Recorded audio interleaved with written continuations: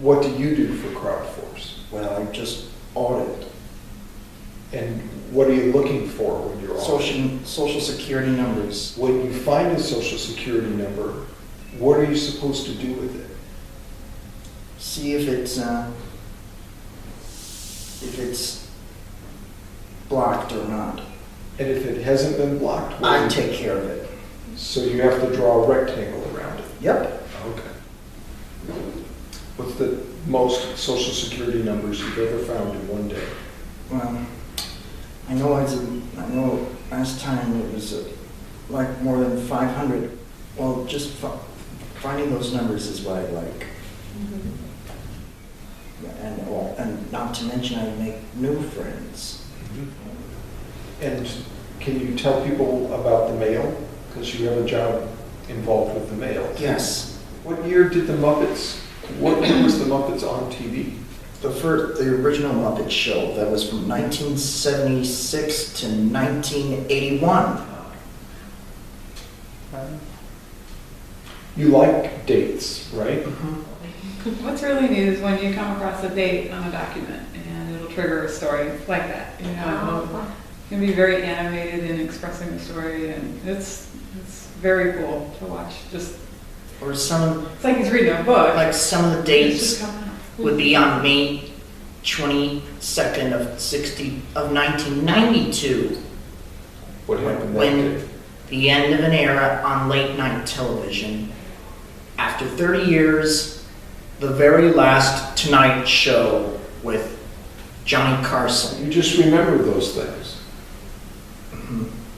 That's a very special skill. It's that same mind that finds social security numbers on documents and doesn't get bored doing it. But for him, it's the perfect job. It's on the computer.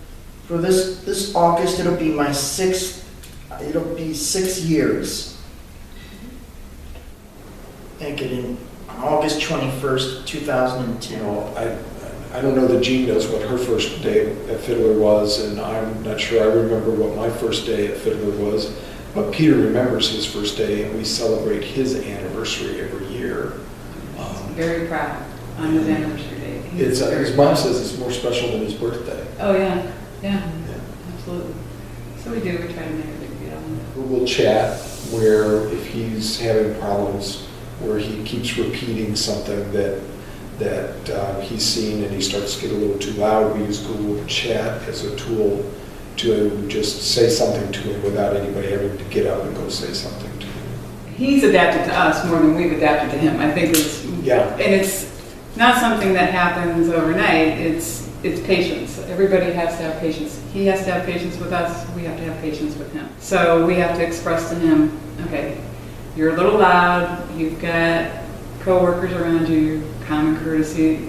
So, just office etiquette that I don't think he really spent much time in any kind of an office atmosphere, a little bit, but, prior to this, not a lot. So he learned and we learned, okay, we have to adjust. This is Peter's personality. We need to just continue to work with him as well as he's got to work with us. And I think we are at a really good spot.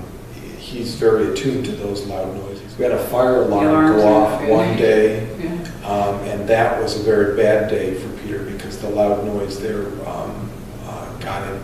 But would you just get him outside? Yeah, try and tell him ahead of time. If people come and test the alarms that are pretty frequently. Once a year. Yeah.